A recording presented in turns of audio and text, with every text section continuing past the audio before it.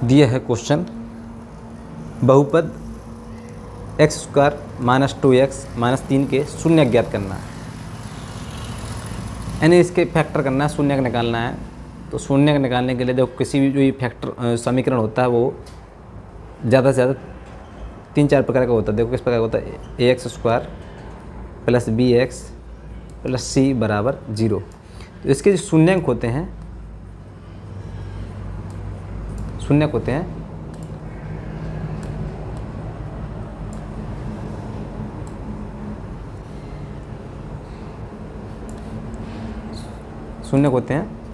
वो दोनों के दोनों नेगेटिव होते हैं, यानी कि माइनस होंगे। कैसे होंगे? माइनस। और यदि ax² minus bx plus c बराबर 0 हो तो इसके जो शून्यंक होंगे वो दोनों के दोनों प्लस में होंगे। ठीक है। और तीसरा क्या है, दिया हो अगर ax² माइनस bx माइनस के c बराबर 0 दिया हो तो इसके जो शून्यंक होंगे, जो बड़ा वाला होगा वो होगा प्लस का और छोटा वाला जो होगा वो होगा माइनस का। ये ध्यान रखना आपको। और एक टाइप और हो सकता है इसमें, ax² प्लस के bx और माइनस के c बराबर 0 दिया हो तो उसमें जो शून्यंक होगा, बड़ा वाला जो होगा माइनस में होगा और छोटा वाला प्लस में होगा। ये चीज़ आपको नोट कर करके आपको रख लेनी है और याद करना है इस चीज़ को। ये आपको एग्जाम में देखते ही कुछ नंबर दे देगा, अगर उसमें 1 नंबर में आया ऑब्जेक्ट में आया, ऐसे जी दिया है x² माइनस 2x माइनस के 3, इसके शून्यंक क्या होंगे? तो इसके शून्यंक आप बता सकते हैं। वैसे भी दोनों शून्यंक आएंगे तो किस में आएंगे? दोनों के दोनों माइनस है। इसमें देखो तीसरे वाले में, पहला दूसरा तीसरे में क्या दिया है कि इसमें भी माइनस दिया है, इधर भी माइनस, तो इसके 2 शून्यंक आएंगे। एक शून्यंक आएगा, एक आएगा प्लस का और एक आएगा माइनस का। तो बड़ा वाला कैसा होगा? प्लस का। छोटा वाला कैसा होगा? माइनस में। आइए हम देखते हैं, प्रूफ करके बता दें। इसके फैक्टर करना है, यानी कि जोड़ने में चाहिए अपन को, जोड़ने में कितना चाहिए? माइनस के 2। और गुणा करने में कितना चाहिए अपन को? माइनस के 3। तो ऐसे 2 संख्या बताइए जिन्हें गुणा करने में 3 आ जाए और जोड़ने पर कितने आ जाए? 2। देखो 3 एकम 3, 3 का गुणा 1 में करेंगे, 3 में से 1 चला जाएगा तो 2 बच जाएंगे। तो बस इसके फैक्टर मिल गए अपने पास। तो x², अब देखो इसमें जो माइनस है तो बड़ा वाला इसमें क्या होगा? माइनस का होगा।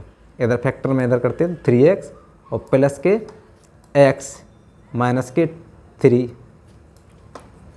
x इसमें से कॉमन ले लेंगे तो x माइनस के 3 प्लस के 1 कॉमन लेंगे, x माइनस के 3। तो इसका फैक्टर क्या आएगा? x प्लस 1 और x माइनस के 3।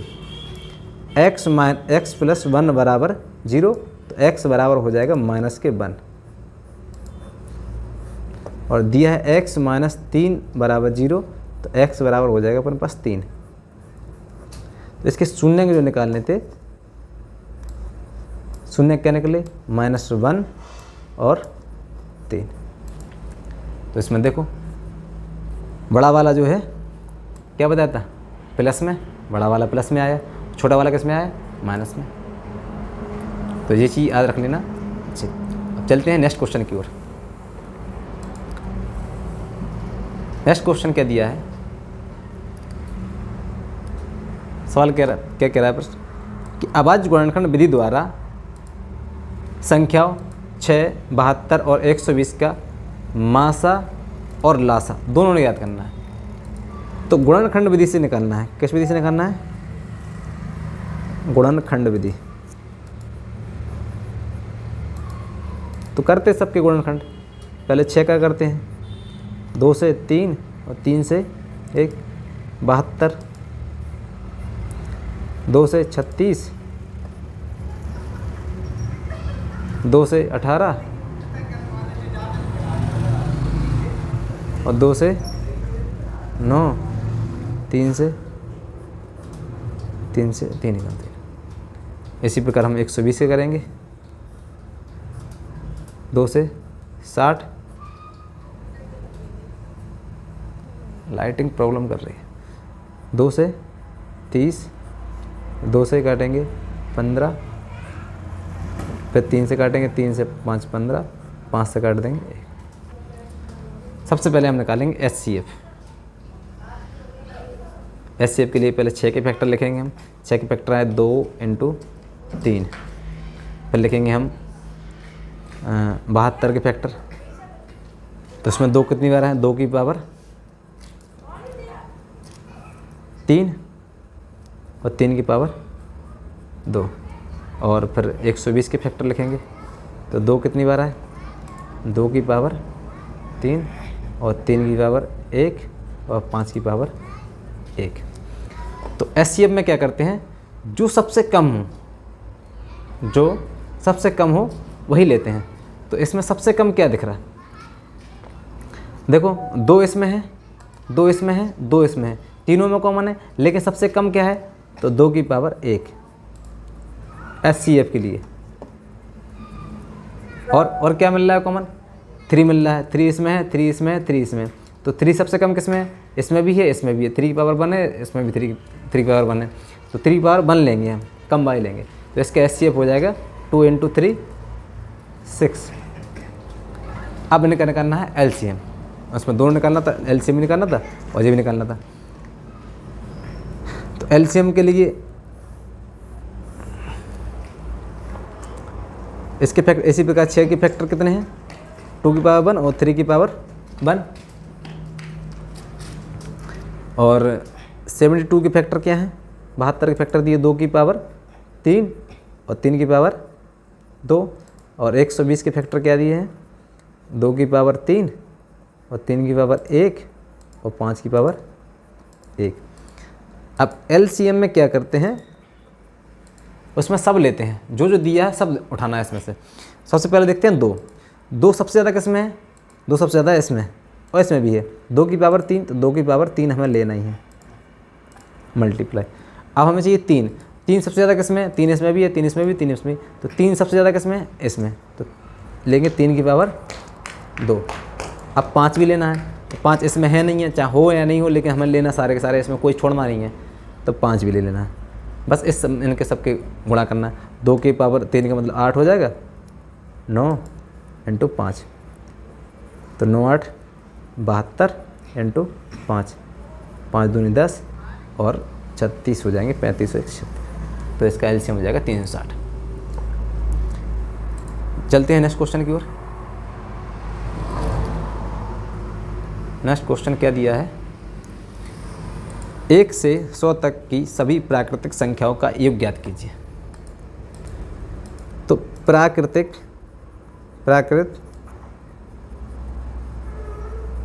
संख्याओं का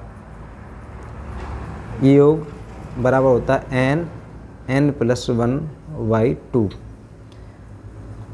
जहाँ n संख्या होती है।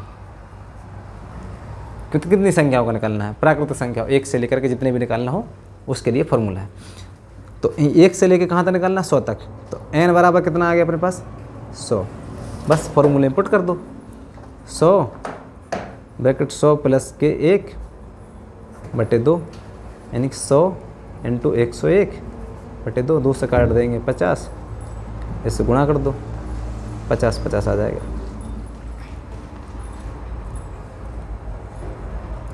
चलते हैं नेक्स्ट क्वेश्चन की ओर।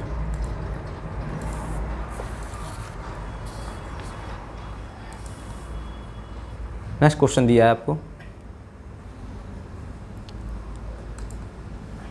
क्वेश्चन में क्या कहा गया?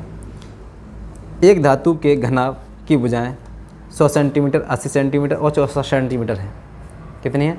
100, 80 और 64 सेंटीमीटर है। इसे पिघलाकर एक घन बनाया जाता है और घन का पृष्ठीय क्षेत्रफल निकालना है। पहले तो घनाभ बना लेते हैं।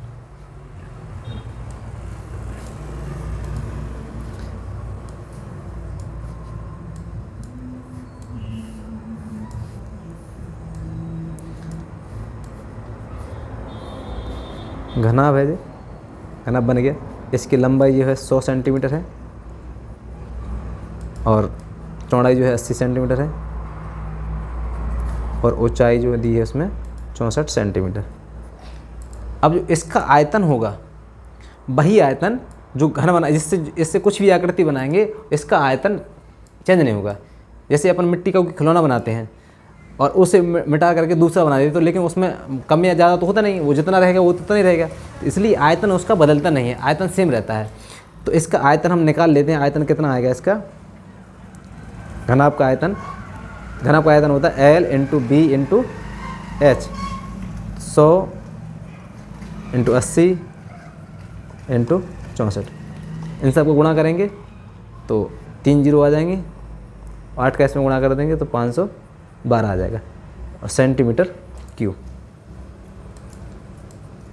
ये अपना आयतन आ जाएगा। तो यही आयतन जो है सेम किसका होगा? घन का होगा। तो घन जो घन बनाए जाएंगे वो घन का जो आयतन होगा कितना होगा? इतना ही होगा, 512 और 3 जीरो, 5,12,000 आ जाएगा। तो सेंटीमीटर क्यूब। अब घन का आयतन होता क्या है? घन होता है इस प्रकार से। घन की आकृति जो होती है वो इस प्रकार होती है।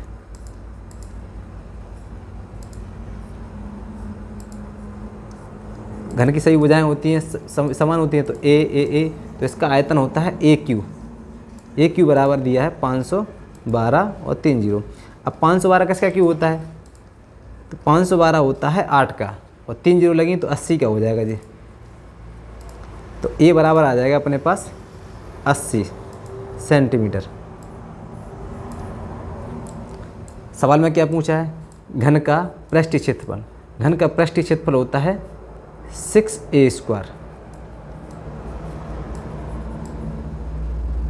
पृष्ठीय क्षेत्रफल पूछा है तो 6a²। तो पृष्ठीय क्षेत्रफल क्या हो जाएगा?